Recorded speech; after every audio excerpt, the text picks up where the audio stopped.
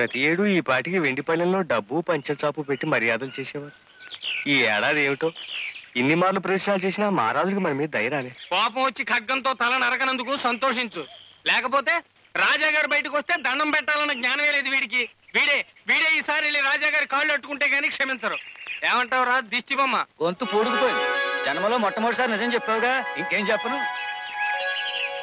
తప్పు నాదేరా. నువ్వు చెప్పింది అక్షరాల నిజంరా వీరాస్వామి. రేపు నేనొక్కడినే బంగ్లాకొచ్చి గద్యం పద్యం పాడి ప్రార్థించి దర్శనం అయ్యాక బహుమానం ఇమ్మని కోరతాను.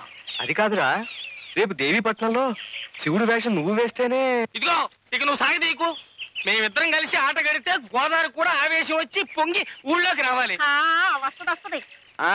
మొన్న అలా ఆవేశంగా కట్టినందుకే ఊరి వాళ్ళంతా కర్రలతోనూ కత్తులతోనూ దిగారు. నువ్వు నోరు మీరే శకున పక్షి. రాజు, రేపటి నుంచి నువ్వు రోజు బంగ్లా దగ్గరే కాపురం పెట్టు.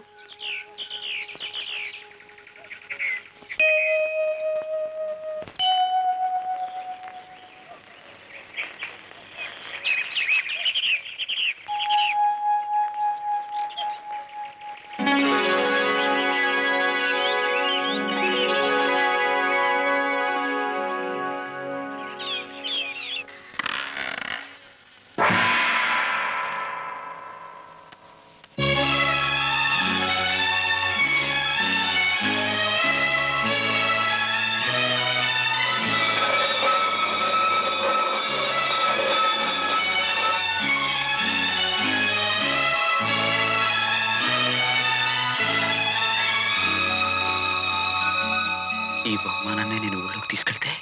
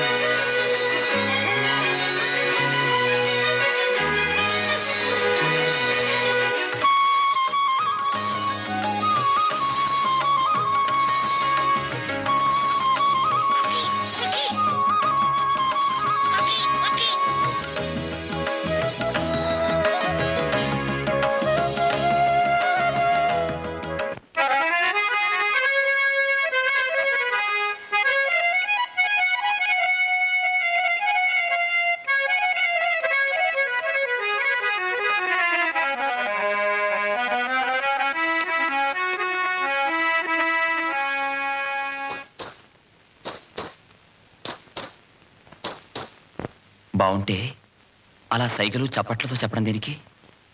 బాగుంది అనొచ్చుగా.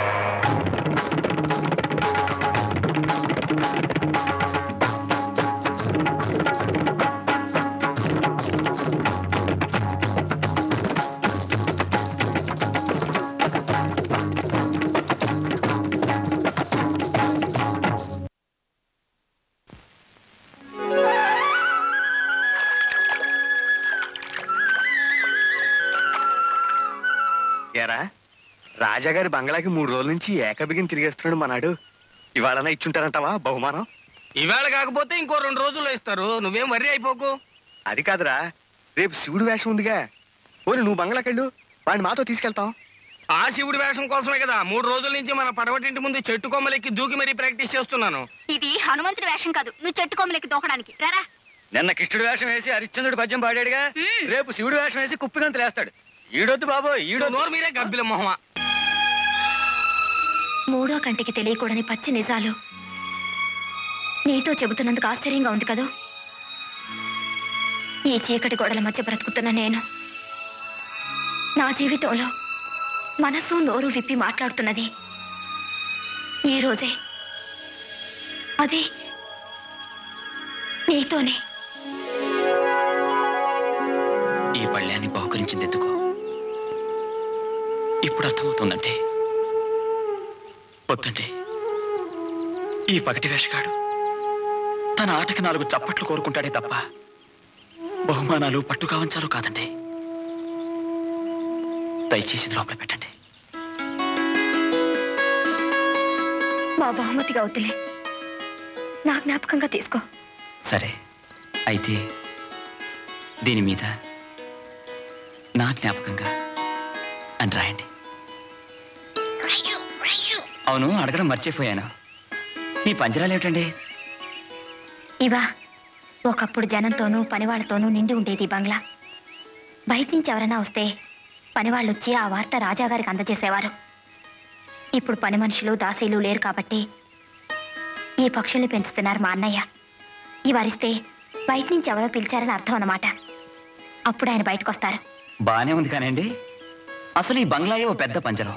అందులో మీరు ఒంటరి చిలక, మళ్ళీ ఇందులో పక్షులు వాటిని బంధించే పంజరాలున్నా. చూడండి అమ్మాయి గారు, పుట్టడం చచ్చిపోవడానికని మనకు తెలుసు. మధ్యలో ఏమిటండి ఈ బంధాలు బాధలును? వాటికి నాకు స్వేచ్ఛనిచ్చే కాలం ఎప్పటికైనా వస్తుందేమో. సరే, ఇప్పుడే వస్తాను. కాలం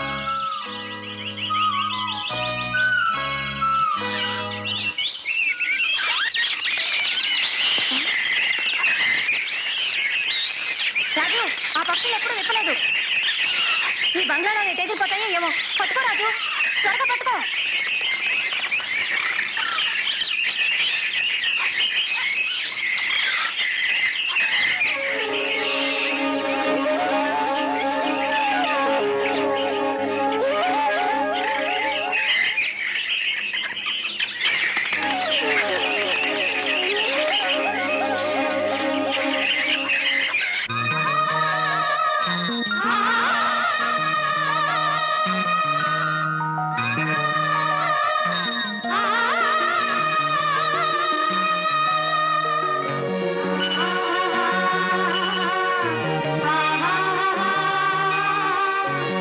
చెప్పిన ఆ ఊళ్ళని తిరిగాను సార్.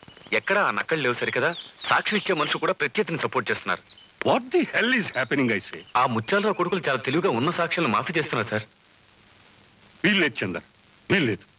ఇంత బలమైన కేసు వాళ్ళ చీటింగ్ వల్ల ఓడిపోకూడదు. సార్, ఏమిటి ముత్యాలరావు గారు చంద్రగారిని కలవాలంటున్నారు. ఏమిటయ్యా నువ్వు మాట్లాడేది? ఆ ముత్యాలరావు కొడుకులే కదయ్యా మన మీద కేసు అవును పెట్టి. సార్, ముత్యాలరావు గారు హాస్పిటల్లో ఉన్నారు. చంద్రగారిని వెంటనే కలవాలని, లేకుంటే మందులు కూడా తీసుకుని మొండి పట్టుపడుతున్నారు సార్. ఏమిటయ్యా చందర్ ఇది? ఏదేమైనా నేను వెళ్ళను సార్. వాళ్ళు చేస్తున్న మోసంలో ఇదో భాగమై ఉంటుంది. నువ్వు అలా కొట్టిపారేకి చందర్. నిరాశలో ఉన్న మనకి ఇదేదో కొసమెరుపులా ఉంది. వెళ్ళు, వెంటనే బయలుదేరి వెళ్ళు. వాళ్ళు నిన్నేమీ మోసం చేయరు. మనకు అన్యాయం జరగదు. ఆ రోజు మీ నాన్నగారి సాయం చేయకపోతే ఇప్పుడు రోడ్లమ్మట తినాల్సిన ఈ వెధవలు మీపైన కేసు పెడతారా? ఇంతకాలం నన్ను హాస్పిటల్లో పడేసి నాకు తెలియకుండా ఇంత పని చేశారు ఆ వెధవలు. వాళ్ళు నా కొడుకులని చెప్పుకోవడానికి నాకు అసహ్యం వేస్తుంది. చూడండి లాయర్ గారు, వీరి తరఫున కోర్టుకు వచ్చిన సాక్ష్యం చెబుతాను. ఆ ఆస్తి బాబు గారికి దక్కేలా చేయండి.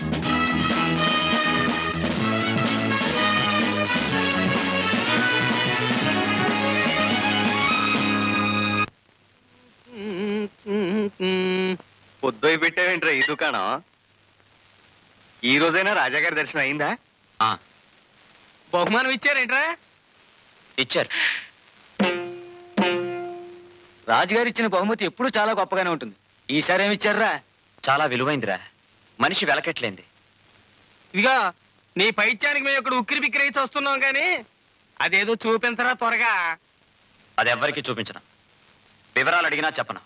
బహుమానం అంటే అదేమన్నా చద్దను అనుకున్నావేంటి? నువ్వు అక్కడవే బొక్కేయడానికి మాకు వాటాలు ఉంటాయి. అతిగా పేలకు. అది నా సొంతం అంతే. ఏంట్రా పేలాప నాదా నీదా? రేయ్, అర్థమైందిరా, అర్థమైంది. డబ్బు మొత్తం నువ్వు ఒక్కడివి కొట్టేసి జుత్తు కత్తిరించుకుని నీ పథకం అర్థమైందిరా. నిన్ను ఏం చేస్తావు? నన్ను ఈ జట్టు నుంచి విలయిస్తావు అంతేనా? ఆ నిర్ణయం నేనే తీసుకున్నాను. ఈ రోజు నుంచి నా కాలి గజ్జె కట్టను. ముందు ఆ బహుమానం అక్కడ పెట్టరా. ఆ తర్వాత నువ్వు కాలి గజ్జె కట్టకపోయినా, నీ ఒంటి మీద బట్ట కట్టకపోయినా నాకే అభ్యంతరం లేదు. రేయ్, నిన్ను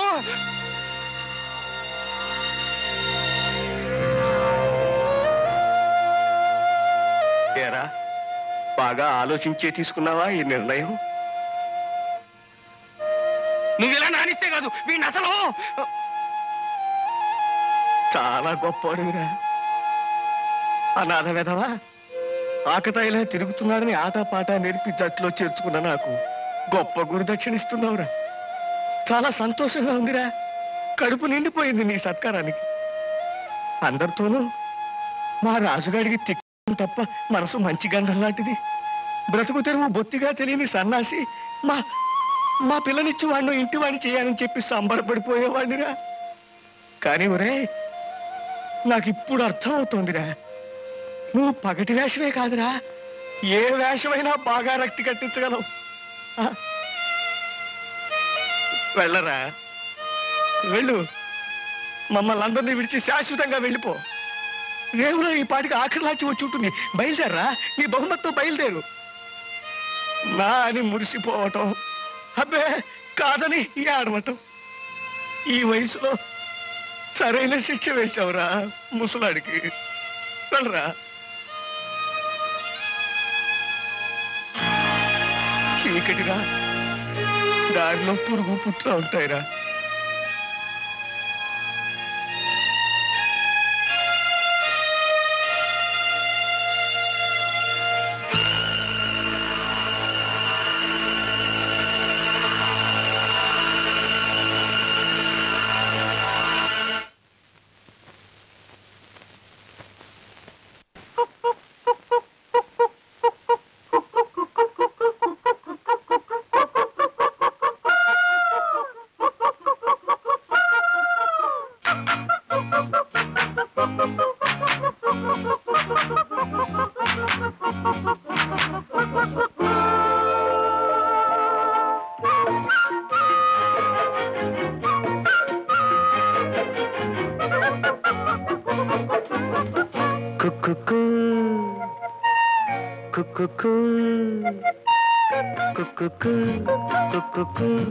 కోకిల రావే కుక్కు కుక్కు కోకిల రావే రాణి వాసము నీకు ఎందుకో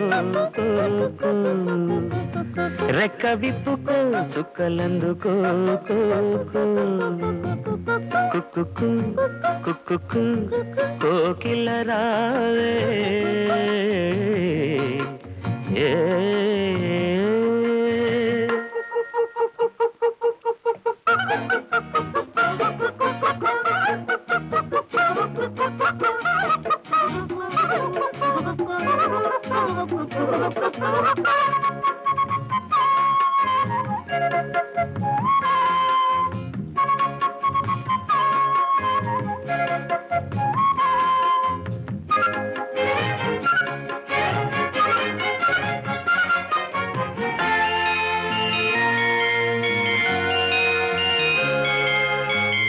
రంగుల లోకం పిలిచే వేళ రాగం నీలో పలికే వేళ విరులా తెరలే తెరచీరావే విడియో విడిచి నడచీరావే నా పాటల తోటకు రావే ఈ పల్లవి పల్లకిలో నా పాటల తోటకు రావే ఈ పల్లవి పల్లకిలో స్వరమై రావే విరి పొదల ఎదలకు కుక్కు కుక్కు కోకిల రావే ఏ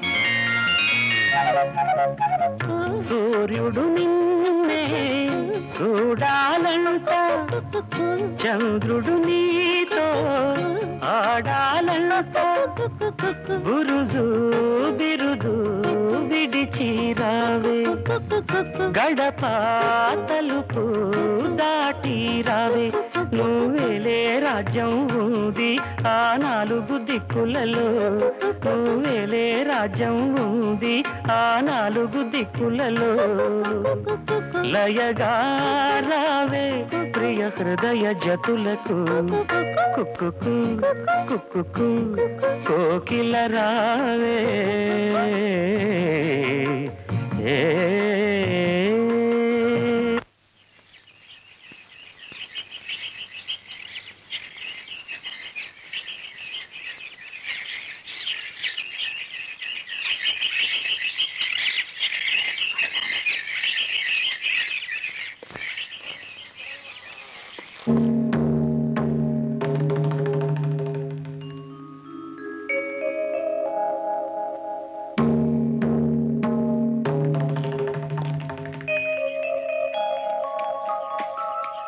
ఏ నచ్చిగా కాయం వేస్తారు ఈ పందిరి పూర్తి అయిపోతాడు బాబు. కానివ్వండి కానివ్వండి ఇప్పుడు దగ్గర ఏర్పాట్లన్నీ పూర్తి చేయించావా మున్సబు? ఆ విషయాలు మాట్లాడుతుంటేనే ఇందాక మీరు వచ్చారు. రే తొందరగా కానివ్వండి రా, రేపు రాజావారిని దర్శనానికి పిలిచాం. చెప్పండి. చెప్పాడు నిజం పచ్చి నిజం అండి. కానీ అమ్మాయి గారు, జాతరలు చీకట్లో జరిగినా అందులో ఎన్ని రంగులుంటాయో తెలుసండి? అవునట, మా పని మనిషి గౌరమ్మ చెప్పేదిలే. చాలా బాగుంటుందట కదా? బాగుండడమా, బ్రహ్మాండంగా ఉంటుంది. అసలు అదో చిన్న ప్రపంచం అనుకోండి. పుణ్యం నీడలో పాపం, భక్తి పక్కనే శృంగారం. ఆ చీకట్లో పోటీ పడుతుంటాయండి. ముక్తి, మోక్షం, మోసం, జూదం అన్నీ కలబోసుకున్నదే జాతర. 4 గోడల మధ్య బ్రతికే మీరు ఒక్కసారి ఆ జాతరని జనాన్ని చూస్తే చాలండి. ప్రపంచం అంటే ఏమిటో రేపు నాకు చెప్పడానికి సిద్ధమవుతారు. మరి వెళ్దామా? ఒక నిజం చెప్పండి, మీ మనసులో ఇప్పుడు 2 రకాల అభిప్రాయాలకి పోటీ జరుగుతోంది, అవునా? ఆ దేవుడిచ్చిన జీవితం సుఖంగా బ్రతకడానికే కానీ మనం కల్పించుకున్న ఆచారాల చీకటి గుహల్లో ఏడుస్తూ చావడానికి కాదు, మనసుకు నచ్చిన రీతిలో, మనసు నడిపిన పద్ధతిలో అడుగు ముందుకేసి వెళ్ళడం నేరం కాదండి, పాపం అసలే కాదు. కాదంటారా? ఆలోచించండి అమ్మాయి గారు, ఆలోచించండి.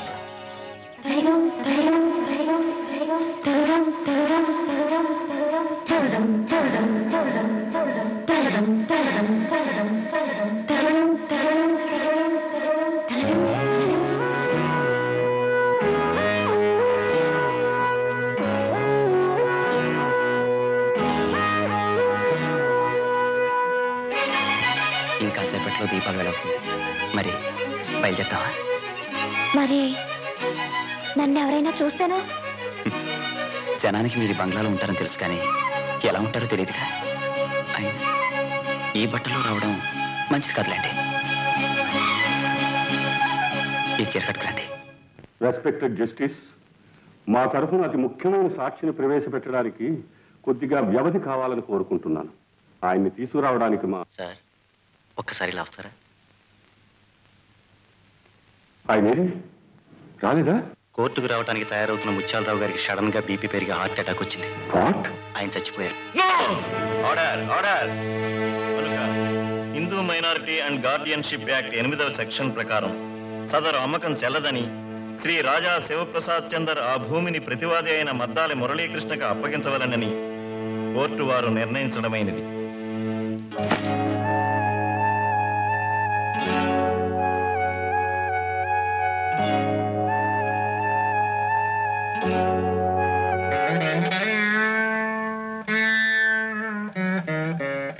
కాస్త కోటు విప్పోయా, ఊపిరేనా ఆడుతుంది.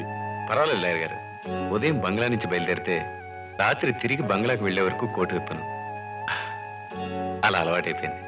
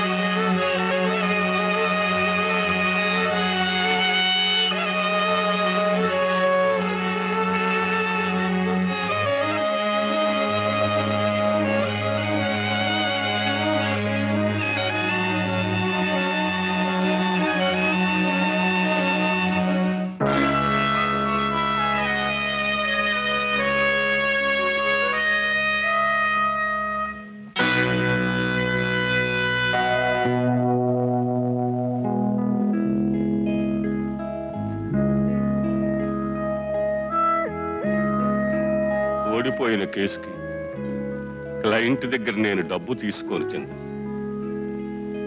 అది నా పాలసీ. ఇది నేను ఈ కేసు టేకప్ చేసిన నాడు నువ్వు ఇచ్చిన అడ్వాన్స్. తీసుకోవచ్చు. బయట వెన్నెల పుచ్చపువ్వులా కాస్తుంది. బయలుదేరండి.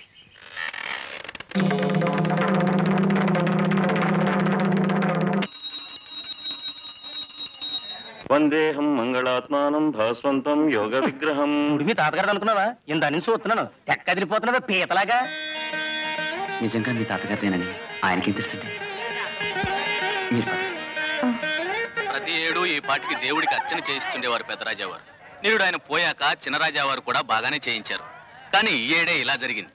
అసలు ఈయన బంగ్లాలోనే ఉండటం లేదటండి, ఏవో గొడవల మీద తిరుగుతున్నారట. ఏం గొడవలో ఏం కక్షలో, అసలు ఈ పెద్దోళ్ళతో గొడవ ఇదండి. ఆ రాజుల్ని ప్రతి ఏడు ఆ దేవుడే రప్పించుకుంటాడట. ఏమిటో ఏడు ఎవరూ రాలేదు.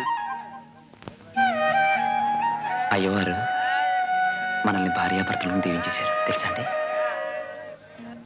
మరి బయలుదేరతావా?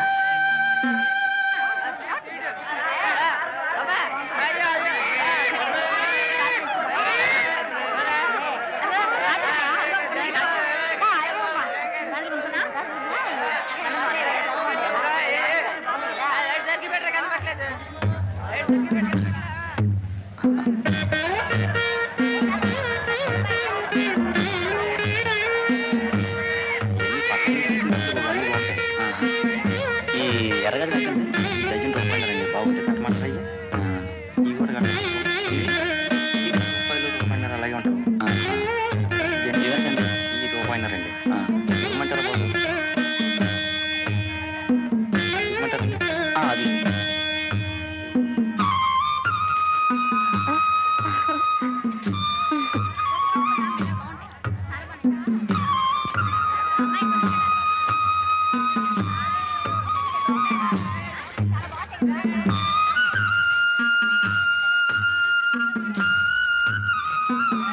మరి బయలుదేరుతామా?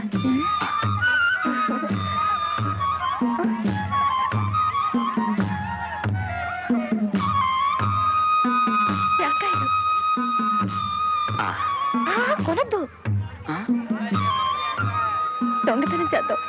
ఇదేం పడిపోతుంది మీకు? దొంగతనం చేసిన జాంకాయలు రుచిగా ఉంటాయట. మా పని మనిషి గౌరమ్మ చెప్పేదిలే. ఆ గౌరవం ఎవరండి నా ప్రాణాలు తీయడానికి? పోనీ ఆ దొంగతనం అది ఎలా చేయాలో ఏమిటో చెప్పిందా? కాయ చూసారా, కొరికితే తేనెలాగా ఉంటది. కడి ఏం కాయండి ఈ కాయలలాగా? చిత్తం బాబాయ్, రూపాయి పదండి. పదే మరి దారుణంగా ఉందా? రూపాయిగా పాతికివ్వు. ఎప్పుడన్నా బేరాలు చేసిన మొహాన మంది వెళ్ళవయా కొన్నావు గాని.